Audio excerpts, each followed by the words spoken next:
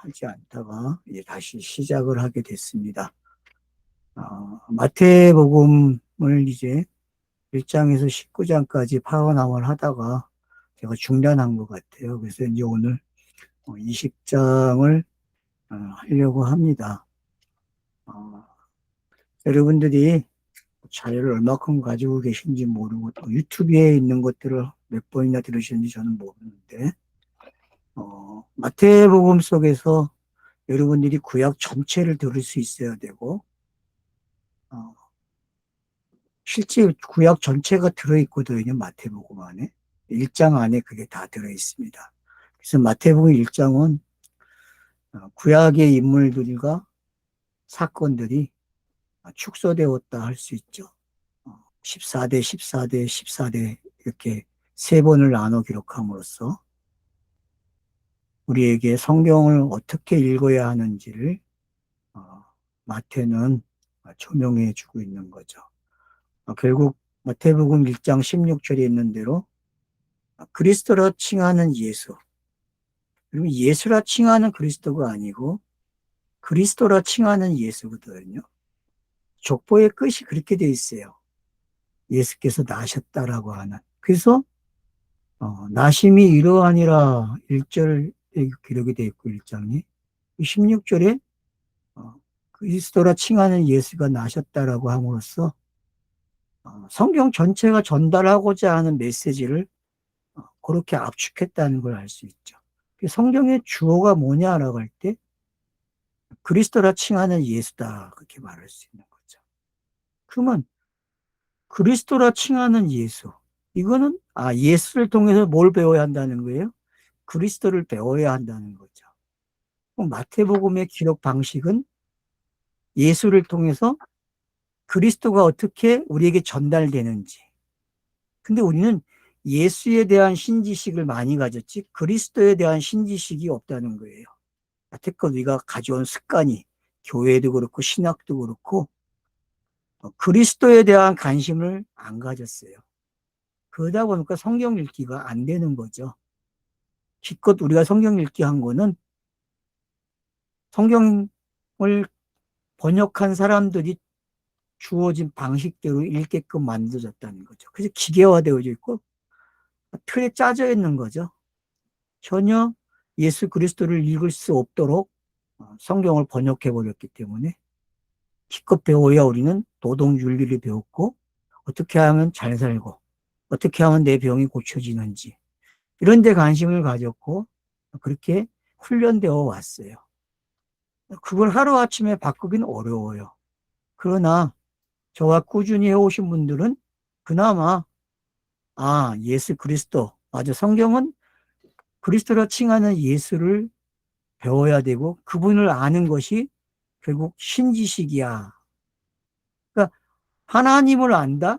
그것은 그리스도라 칭하는 예수를 알아야만 된다는 거죠. 그걸 모르면 성경 읽기는 실패한 거죠. 그럼 어디서 신지식을 배웁니까? 성경밖에는 그 하나님에 대한 신지식을 아는 방법이 없습니다. 근데 그 전달 방법 중에서도 가장 정확한 전달 방법이 뭐냐 하면은 그리스도라 칭하는 예수죠. 그가 나셨다라고 마태복음이 시작을 하고 있는 거죠.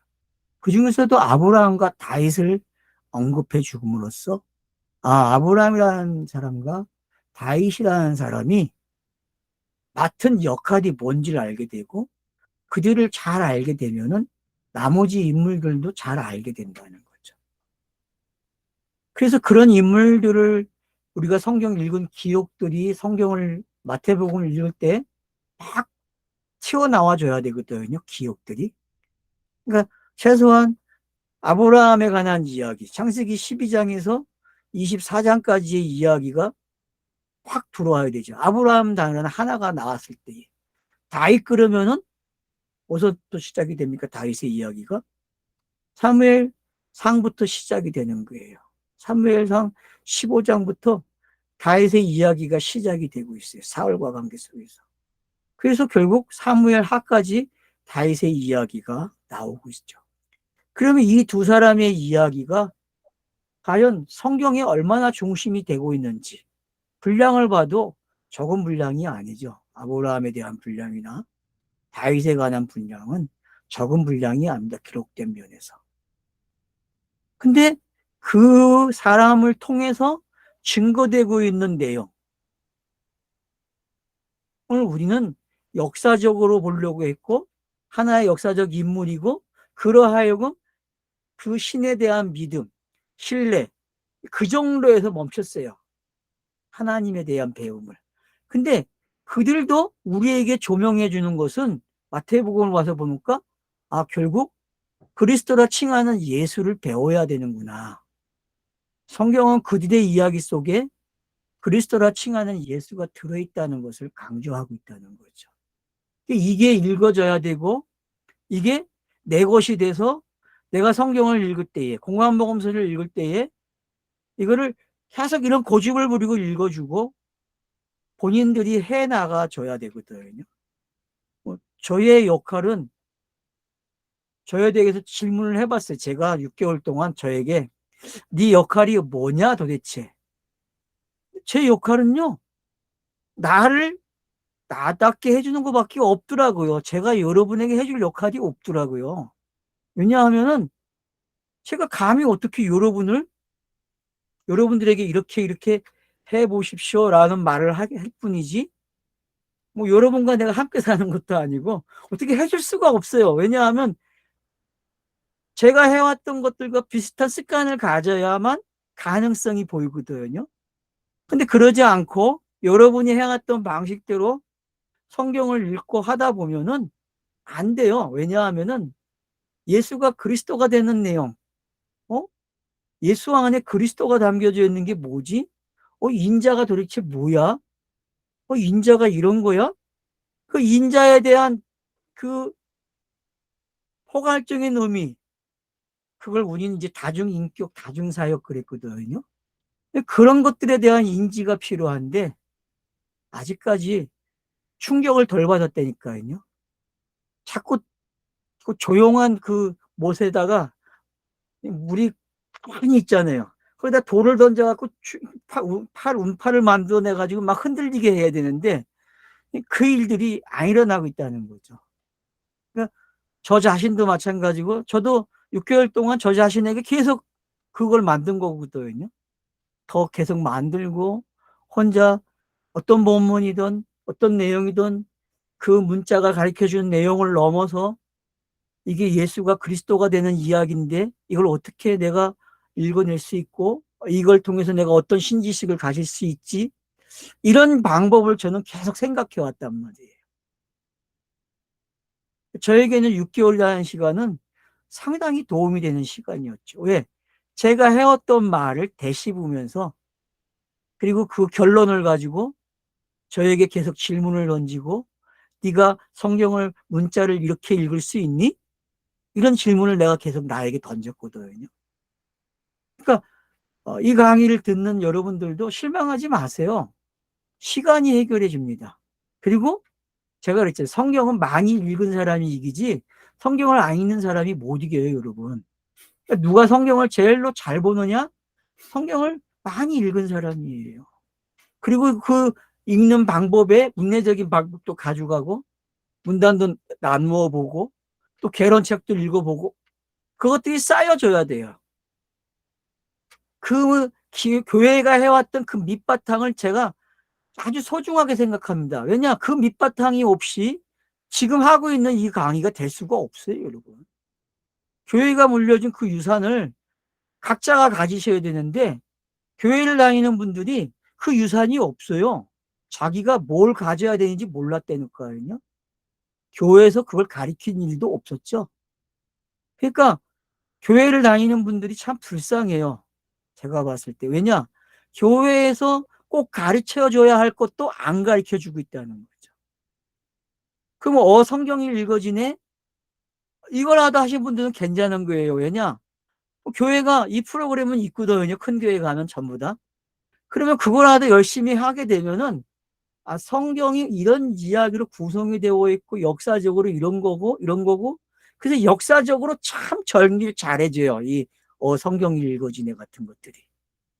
그러니까 그 정도의 기본 실력이 있어줘야 된다는 거죠.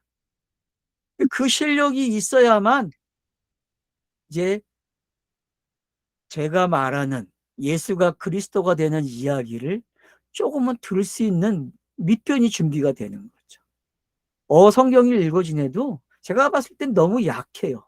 근데도 잘 해놨어요, 그 사람이. 그 사모가 나름대로 정리를 잘 해놨다니까요. 지금은 목사인지는 모르겠는데 제가 들었을 땐 사모였는데 아마 지금쯤은 목사가 됐겠죠. 뭐 몇 개 오래됐으니까 시간이. 그런 것 같아요. 그러니까 여러분들도 안 된다고 하지 마시고 내가 교회에 다니면서 하지 못한 거가 뭔지를 본인들이 아셔야 돼요. 그리고 그걸 채워야 돼요, 본인들이요. 짧은 시간에 채우세요, 여러분. 그러면 뭔가가 깨닫게 되는 게 있어요. 아, 그게 이런 것을 밑변을 깔아주고 있구나. 그 밑변이 이런 걸 먹을 수 있는 토양이 되게 하는구나라는 걸 본인들이 아셔야 됩니다. 그래서 저는 여러분들이 지금 서점에 가셔서 개론책 몇 권만 가지고 계세요. 개론책, 성경 개론을. 그리고 그 개론을 좀 읽으세요. 그리고 그 개론에서 말하고자 하는 것들을 잘 가지고 그 방법대로 성경을 읽어줘야 된다니까요. 근데 개론 공부하는 사람들 보면 또 개론대로 성경을 안 읽어줘요. 그러니까 문제예요. 그러니까 교회가 해야 될 일도 교회는 안 했고 또 나름대로 혼자 그런 책을 사서 읽으면은 그 방법대로 성경을 읽으면서 그렇게 시도를 해야 되는데 또 그렇게 안 하고 그런 것들이 다 빠진 상태에서 제가 하는 강의를 들으려고 하니까 힘든 거예요, 여러분. 왜? 밑변이 없기 때문에요. 그래서 저는 여러분들이 밑변을 갖기를 원해요. 자신들의 밑변. 우리가 문학을 하려면 문학을 하기까지 그 정도까지 올라가려면요. 자기도 모르게 쌓아놓은 그 밑변이 엄청나거든요. 실력이요. 여러분, 그 실력이 있어야 돼요. 그 실력 없이 뭐 은혜를 된다? 맞아요. 은혜도 되는 거는요. 근데 자기가 가지고 있는 그 실력이 있을 때 은혜가 받아보세요. 얼마나 빠른가, 속도감도 그렇고. 모든 게 달라요, 여러분. 더 빨라요. 왜냐하면은, 그것을 쓴 사람들도 은혜를 받고 쓴 건데, 어쨌든 간에. 뭐, 그 사람들이 잘했던 못했던 간에 다 그 은혜를 받아 쓴 거예요. 사람의 관점에서 은혜든, 우리가 말하는 그 신의 관점에서의 은혜든, 여러분, 어떻게 보면 이 땅에서는 다 세이브예요. 다 똑같아요. 근데 나만 옳다라고 내가 할 수가 없다니까요. 저만 고집 부린다고 될 일도 아니고.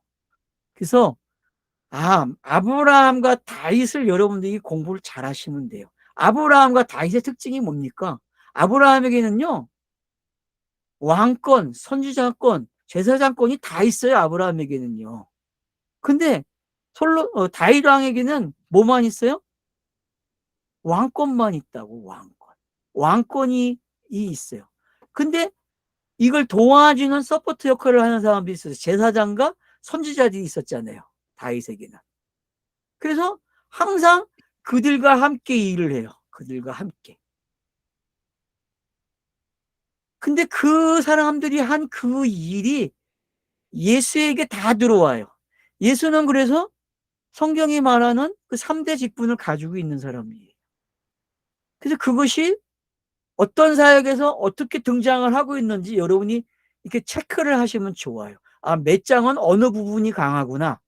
몇 장은 어느 부분이 강하네. 여기는 선지자가 강하네. 예를 들어서 한상수훈 같은 거는 선지자죠. 그죠?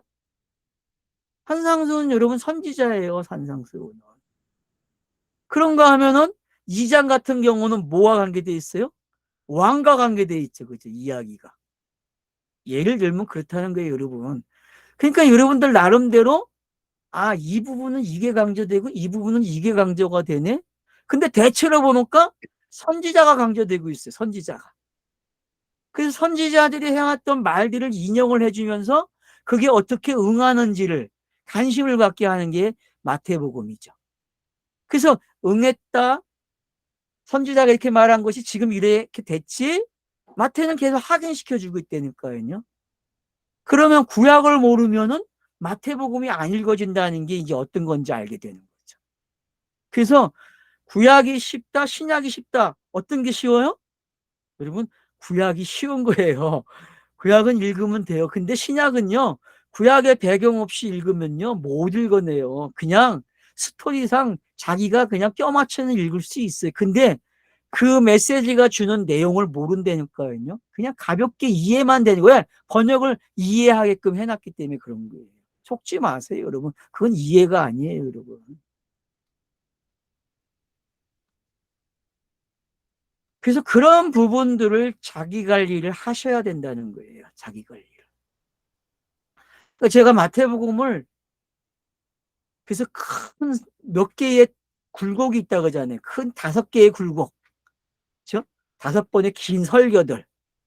이 5번의 긴 설교들. 5장, 10장, 13장, 18장, 22장에서 25장까지. 23장에서 25장이죠. 이 5개의 스토리가 비유를 가운데 놓고 어떻게 움직이고 있는지, 그 앞에 2개가 뒤에 2개와 어떤 쌍마차가 되어서 이게 맞아 떨어지고 있는지, 이런 관점의 훈련이 필요하다는 거죠. 그래서 여러분들이 의도적으로 성경을 이렇게 읽으셔야 돼요. A와 F가 어떻게 관계가 있는지, 그리고 F가 아니죠. A의 원이죠. A와 A의 원. 그게 A는 5장에서 7장이고 A1은 몇 장에서 몇 장이에요? 23장에서 25장이죠. 자, 그 다음 보세요. B 보세요. B는 몇 장이에요? 10장이죠. 그러면 몇 장이에요? B1은 18장이죠. 그리고 가운데 뭐가 있어요? 비유가 있는 거예요. 그러면은 이 2개의 설교는 비유로 오게 되면은 알게 돼요. 이 비유가, 이 앞에 2개의 설교가 결국 예수 자신의 사역이라는 게, 그리고 예수 자신의 사역이 어떻게 비유가 돼서 비유가 해석되어야 되어야 하는지, 그리고 18장 23장을 통해서 이 앞에 있는 것들, 이 가르침이 어떻게 더 정확하게 제자도와 종말이라는 걸 가지고 우리에게 뭘 던져주고자 하는지, 그래서 예수가 그리스도라는 것을 확실하게 16장인가 17장에서 그의 인성과 신성의 관계가 어떻게 되는지, 그래서 인성이 죽음으로 신성이 어떻게 드러나는지, 그가 왜 양성을 가졌는지, 이런 신비함이 바로 16장 17장에서 열어줌으로써 우리에게 비유가 해석된 게 어떤 건지를 밝게 보여주고 있는 거죠. 육체만 봤을 때 예수의 공생애를 그런 관점에서 보다가 하늘의 관점으로 온 그 변화된 예수를 보니까 그 변화된 내용과 신앙 고백이 어떻게 맞아떨어지는지, 그 변화된 모습은 그리스도의 형상이잖아요. 이런 변화산의 모습이 어떻게 18장을 이끌고 가고 그 18장 속에서 어떻게 용서가 나오는지, 그래서 그 용서라는 것들이 결국 나오기 위해서는 뭐가 이루어져야 돼요? 스타로스가 세워져야 되는구나. 그런 것을 우리가 얻게 되는 거죠. 그래서 그런 걸 얻게 되니까 이제 19장에서 어떤 일이 일어납니까? 예수가 강을 건너가는데 아주 확실하게 건너가요. 그리고 요단강 옆으로 가고요. 그 건너가서 유대 지경을 가요. 그러면 여러분 어때요? 요단강을 건너서 유대 지경으로 갔다 그러고, 여러분 20장 가보세요. 그러면 또 뭐라 그래요?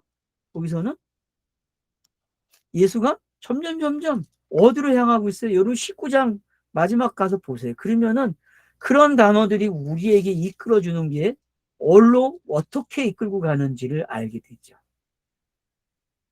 그래서 결국은 여리고를 들어가고 19장, 20장에 가서 보면은 그 21장 가면 이제 예루살렘으로 꼬링하는. 그래서 점점 어떻게 되니까 비유가 해석됨으로써 오병이어와 칠병이어가 겹쳐지고 그 겹쳐진 사건들이 결국은 예수의 죽으심과 관계돼서 새로운 양식을 먹게 되는 게 어떤 건지를 잘 설명해 주고 있는 거죠. 그래서 이방인 땅에서의 칠병이어, 그리고 오병이어, 유대 땅에서의. 그래서 이방 땅에서 유대 땅으로, 유대 땅에서 이방인 땅으로 넘어오는 게 어떤 건지 알게 되면은, 복음이 왜 이방인들에게 사도행전에서 유대인에서 시작돼서 이방인으로 가는지, 그런 것들이 여러 길을 여러분들이 확인할 수 있는 통로가 되고 있다. 그래서 성경에 마태복음성에서 나오는 지명들은요, 이 요단강을 놓고서, 그러니까 갈릴리 호수를 놓고서 동과 서를 왔다 갔다 하는 걸 여러분이 세례와 홍해바다 요단강을 가지고 보실 수 있어야 돼요. 그런 것들이. 그런 것들이 스타로스가 세워지는 장면으로 읽어질 수 있어야 되고, 그렇게 읽기 시작되면은 모든 단어들이 스타로스와 관련되어 있고 예수가 죽어야 그리스도가 된다고 하는 내용에 밑변이 쫙 깔렸다는 걸 알게 되는 거죠. 그래서 여러분들이 너무 어렵게 생각하지 마세요. 내가 가지고 있는 고집을 내려놓으세요. 내가 지금까지 이렇게 읽었고 내가 이렇게 배웠는데 예수가 그리스도가 되는 이야기를 읽으려고 하니까 이게 다 지워져야 되네. 근데 제가 그랬죠. 지우는 게 아니고 뭐라고요? 그거를 갖다가 쓰는 거예요. 그 가지고 있던 지식을. 쓰면은 어떻게 돼요? 논리가 생겨요. 이런 논리가 이렇게 해서 이렇게 넘어오는구나. 마태복음은 그걸 잘 해놨단 말이에요. 한 장 안에 매번 계속 반복하고 있어요. 그 반복을. 그래서 여러분들이 한 장 한 장 속에서 그게 어떻게 반복이 되고 있는가. 이게 13장 이후로 더 정확하게 등장하고 있고 신앙 고백한 이후로부터는 너무 명확하게 등장하고 있어요. 마태복음 속에서. 그러니까 그 이전에서 못 봤다면 여러분들이 최소한 16장부터는 그런 스토리를 충분히 찾아낼 수 있다는 거죠. 그래서 점점 어디로 향하고 있어요? 예루살렘. 바로 예수가 계속 가야 될 방향. 스타로스가 세워지는 곳. 그곳으로 향해서 가고 있는 거죠. 그래서 여러분들이 이 갈릴리에서 어떻게 유대 요단강으로 오게 되고 그 요단강에서 이 유대 변경으로 가게 되고 여리고를 지나서 예루살렘으로 들어가는 이 모습이 어떤 건지 깨닫게 되시면요. 지명을 통해서도 예수가 그리스도가 되는 이야기를 하고 있다는 사실을 알게 될 거예요. 그래서 제가 여러분들에게 지도를 놓고 보라는 게 있어요. 이유가. 성경 지도를 여러분들이 갈릴리 호수 나와 있는 거 신약 시대의 배경 한 장만 있으면 돼요. 그거 갖다 놓고서 계속 왔다 갔다 하는 모습만 보시면 된다니까요. 결국은 예루살렘으로 향하고 있는 예수가 어떤 건지, 예루살렘을 향하고 있다는 얘기는 비유가 해석된다는 거죠. 예루살렘에 가야 해석되는 거니까. 그러니까 그런 은익이 해결됐는데도 계속 은익이 깔리고 반복되고 있는 현상들이 뭔지. 그래서 여러분들이 매장마다 같은 사건이나 같은 이야기가 줄거리가 있는데 근데 내용은 다르잖아요. 사건도 다르고 문자도 달라요. 시간도 다르고. 근데 그걸 똑같이 읽어내야 됩니까? 그게 어려운 거죠. 근데 어렵지 않습니다, 여러분. 인자의 이야기가 어떻게 다중인격으로 매장 등장하고 있는가만 보실 수 있으면 돼요. 그리고 이미 이루어진 일들이 은닉되고 아직이라는 표현이 어떻게 되고 있는지 이런 것들을 간파하시게 되면은 마태가 전달하는 성경의 기록 방식을 알게 되는 거죠. 그걸 알게 되게 되면은 성경 읽기가 자신이 있는 거예요. 그래서 여러분 성경 읽기는요 가본 사람의 이야기를 따라가서 한번 해보세요. 제가 지금 마태복음 20장까지 1장에서 20장까지 개론을 만들고 있어요. 그리고 개론 안에 이제 살을 붙여야 되는데 파노라마가 되게 그 작업을 이제 하고 있어요. 조금씩 하고 있는데 다 되면 제가 올려드릴게요. 올려드릴 테니까. 그래서 그거 보시면서 보게 되면은 강의한 것들이 좀 더 도움이 될 거예요. 그래서 하여튼 제가 시간 나는 대로 작업을 할 겁니다. 그래서 꼭 내놓을 거예요. 그래서 구약도 그렇고 신약도 그렇고 성경 파워나마는 제가 내 생애에서 꼭 만들어낼 거예요. 여러분에게 성경을 읽는 방법을 제공하기 위해서. 어, 지금은 제가 말을 아끼고 그러지만 성경 파노라마가 이제 나오게 되면은 아마 그게 여러분들에게 성경을 읽는데 도움이 되겠다는 생각이 들어요. 어, 제가 성경을 어떻게 읽었는지, 그 읽은 방법이 어떤 건지, 그리고 어떤 책을 사용해서 어떻게 했는지, 그런 것들을 그 파노라마 속에서 소개를 하려고 그래요. 소개를 하면서. 그래서 어떤 학문적인 것이 아니라 정말 꼭 필요한 성경 읽기에 도움이 되는, 그래서 여러분들이 여러분 자신이 여러분에게 스승이 되세요. 선생이 돼서 여러분을 제자화 시키세요. 각자가 제자가 돼야 되거든요. 예수 자신도 제자라고 했잖아요. 그렇죠? 예수 자신이 제자라고 제가 분명히 못을 박아놨거든요. 그럼 그 말의 의미를 깨닫게 되면은 내가 나를 제자를 만드는 게 어떤 건지 알게 돼요. 그래서 성경을 읽는다는 거는요, 내가 제자가 되는 거예요. 그러면 그 읽은 것들이 깨달아지면 뭐가 되는 거예요? 사도가 된다는 거예요. 사도가. 그게 마태복음의 기록 방식이에요. 이걸 꼭 깨닫기를 저는 바랍니다. 쉬었다가 20장 들어가겠습니다.